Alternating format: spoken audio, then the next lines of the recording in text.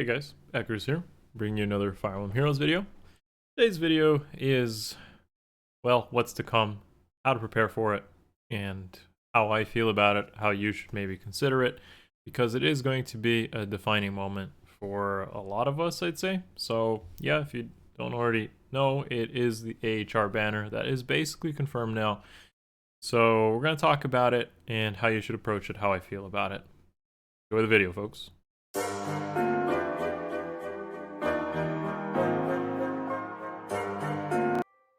Hey guys, so before we begin the meat of the video, I wanted to go over summoning again in general and how math in summoning works so that you can further understand the difference between these banners.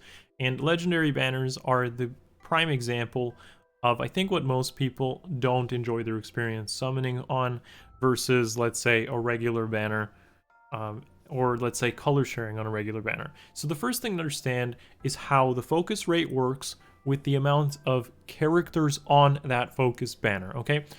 So I think the misconception, and I hear this a lot, is how can color sharing on a regular banner be good, and then legendary banner, which always has color sharing, is bad? And the reason for that is because of the amount of characters on the focus banner. This is why an old banner where Surtur and Yulgar were the only two on a focus banner was a good banner, and why all legendary banners are basically bad.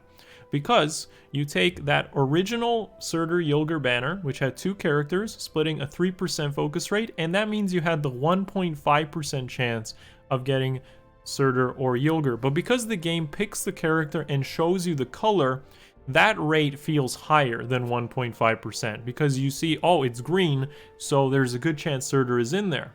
With legendary banners, it's taking an 8% rate and splitting it among 12 characters. So realistically, that's 0.67% chance of seeing, let's say, Claude on this banner versus let's say legendary Claude was on a 4-person banner, okay? That he would have a 0.75% there as opposed to 0.67% on legendary banner. So the 8% rate is actually like a bait. It actually is a bait because you think you see a higher percent rate, but that higher percent rate is for any focus. It isn't specific to Claude, and that's where a lot of this misconception lies. So it's hard to get characters that you want, specific characters on a legendary banner. It's easy to get a lot of 5 stars. You'll get a lot of like the ones he shares with, which would be Leaf and Mila, while trying to get Claude, but overall the amount of Claudes you get on a legendary banner is lower because it's harder to get him because there's so many units sharing that 8% focus. So again, to reiterate this, 8% is divided among those 12 units, and I'm going to use this Level Bounds banner, which just recently got released. Hector and LA Lilina here share 1.5% summon to show up because, like, if you see a green, it's a 1.5% chance to be a focus, whether it's Hector or Lilina. And that's because they share that green color. And there's only 4 characters on this focus banner.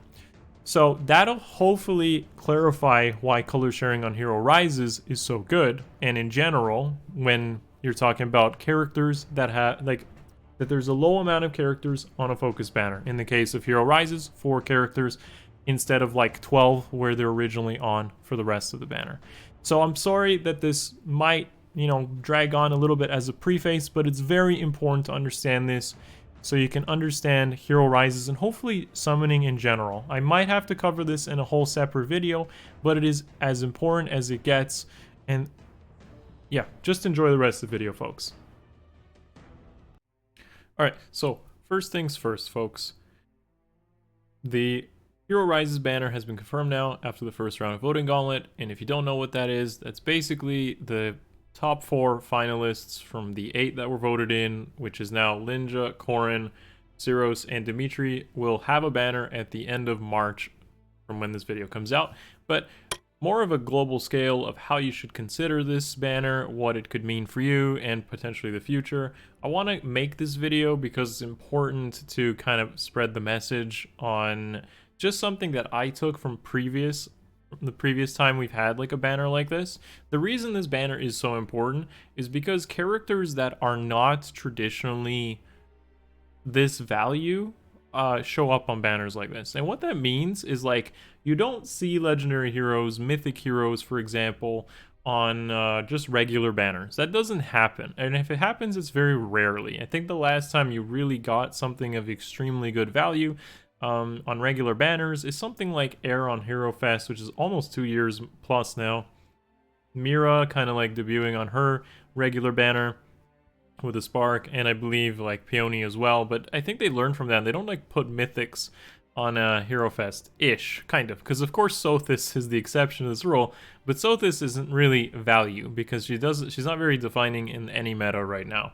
But what is important about this banner is mythics and legendaries being on this banner, and that is by far very important because you will not get this sort of value anywhere else.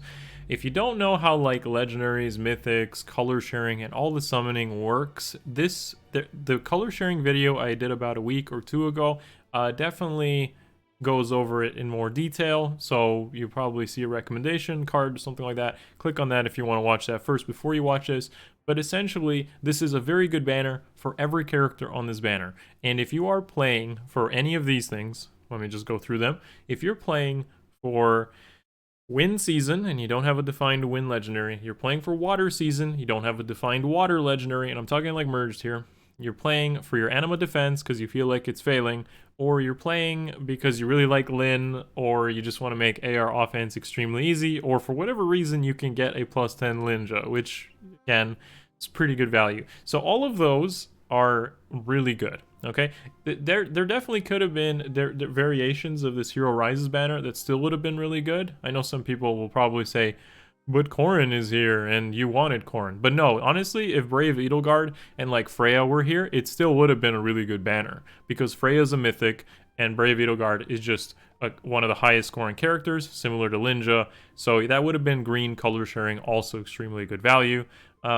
A little bit harder to make a case for stuff like Byleth or Bridal Micaiah without some sort of color sharing, but like this is a very important factor, and I want to stress that for any of those reasons that you might be playing for. I remember a couple years back when we had Duma, Legendary Azura, Legendary Lyn, and Halloween Myrrh on it, like a Hero Rises-ish Find and Vote banner. I kind of like took that banner for granted. I really did. I made a mistake by not committing to the right things on that banner at that time. Okay? I regret it. I really do. Because that banner would have been a nice time to like work on Legendary Lyn. That banner probably would have been really good for a lot of people to commit fully to Legendary Azura or to touch up their defense. Oh, similar to Cyros here, but with Duma, who was like the first one back at that time. Halloween Myrrh was like the high scoring unit of that time. So it kind of like, it's like a flashback in that aspect. But again, these banners are very important and you need the info you need to make a decision, and that's the purpose of this video.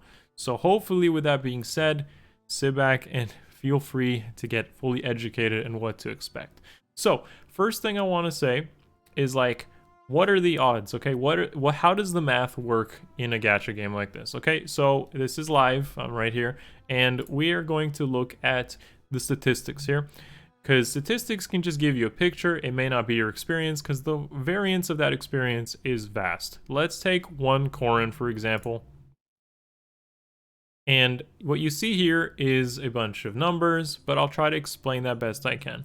So 10%, 28 orbs. What that means is 10% of people out of 1,000, because there's 1,000 sample sizes, spend 28 orbs for a single Corrin. About 50% spend 134, so 500 people of 1,000 spend 134 orbs. And in the dire cases, we have 90%, so 10% of people, because it's the 90 percentile, 10% of people spend 417 orbs for a single Corrin. As you can see, this is a wide array of data, so your experience will always vastly differ from the first number two, but it's important to know this so that you don't feel like offended when you end up on this scale, because trust me, I've been here many times. I know how that feels.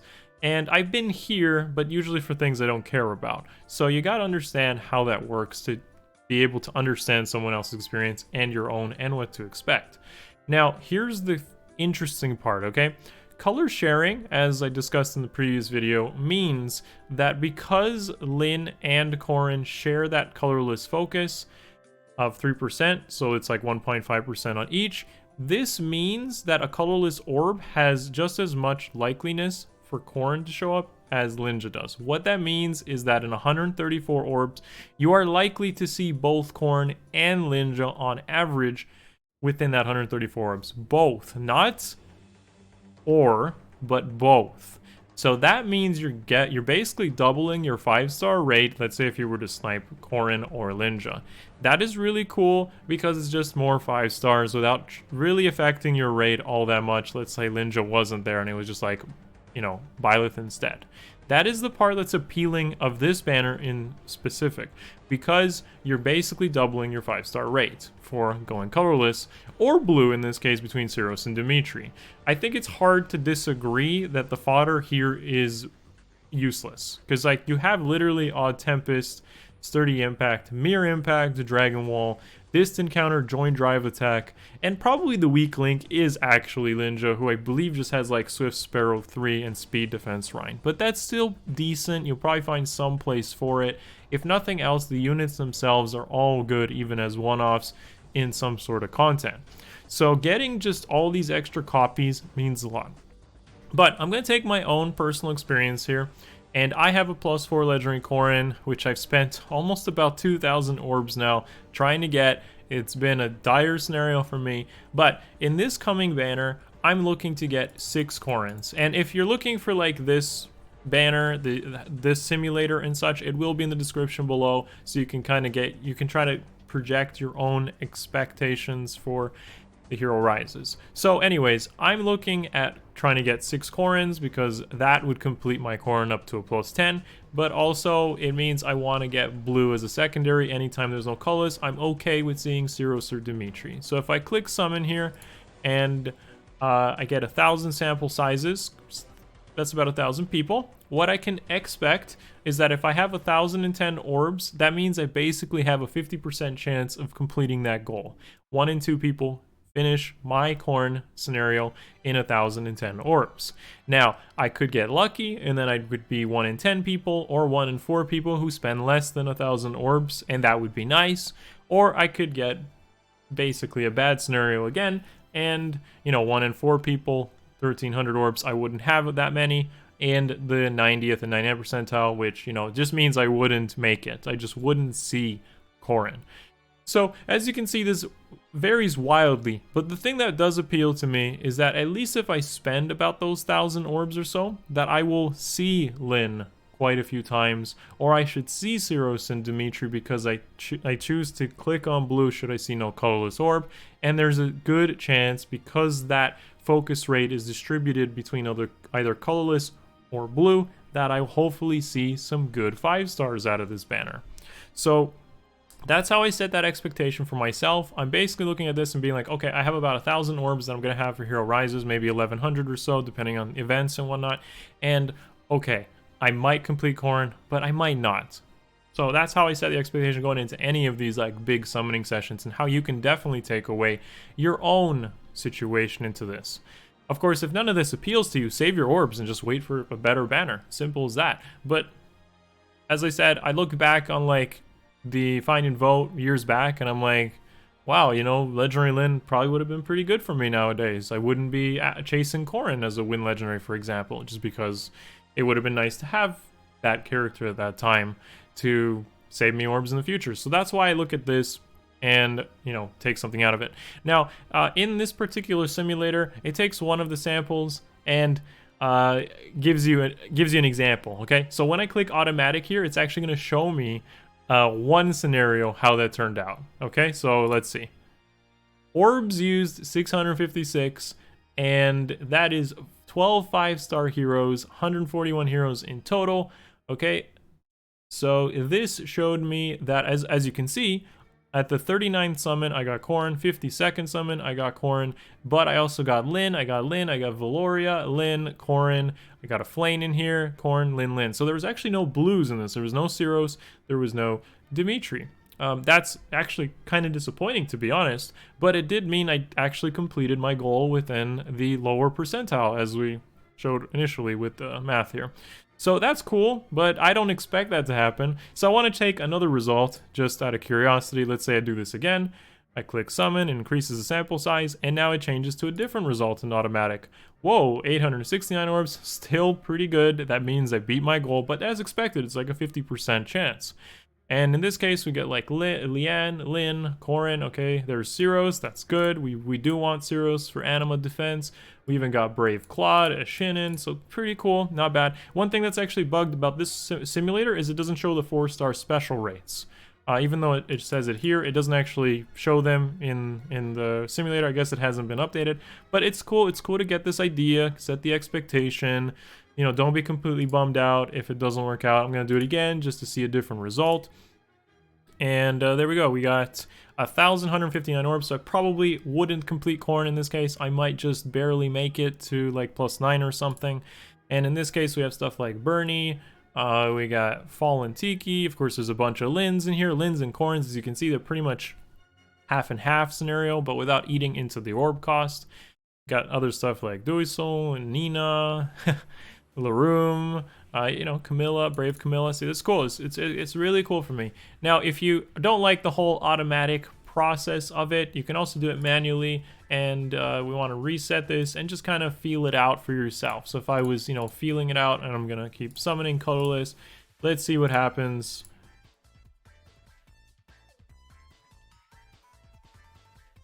This is already feeling like a typical summoning session for me. Yep. Let's go. Let's go. Oh man. Oh, this is too real now, guys. This is too real. And it's Ceros on the 20th summon. Okay, 100 orbs used. We got a Ceros. Cool. One more time. And then this scenario happens and you're like, feels bad. So I guess we just go for Wings of Mercy. Come on, Corn. Come on, Linja.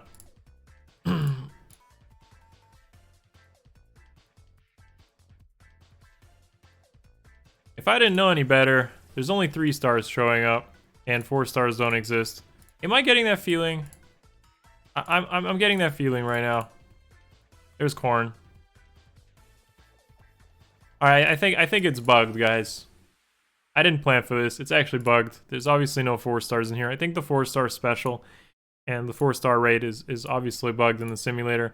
But the math isn't wrong. So everything else that I've gone over here is completely accurate when it comes to the mathematics. This is 100% true, but the actual manual simulation is off and the 4-star specials don't show. But other than that, the simulator shows me what I need to know in terms of the math here, and that can definitely set my expectation for whether things will work out or not. I seem to be right on target, and hopefully this helps you guys also come to a conclusion on whether something like this is valuable or future legendary banners.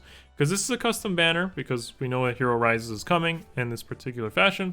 But, I mean, it does show you all the other stuff too, all the previous banners, and it updates. It's a good simulator. Again, in the description below, I'll link it, and hopefully you can set your own expectations with this too. So with that being said, guys, hopefully you take something out of this, and the gacha does treat you better than it treats me in a lot of cases.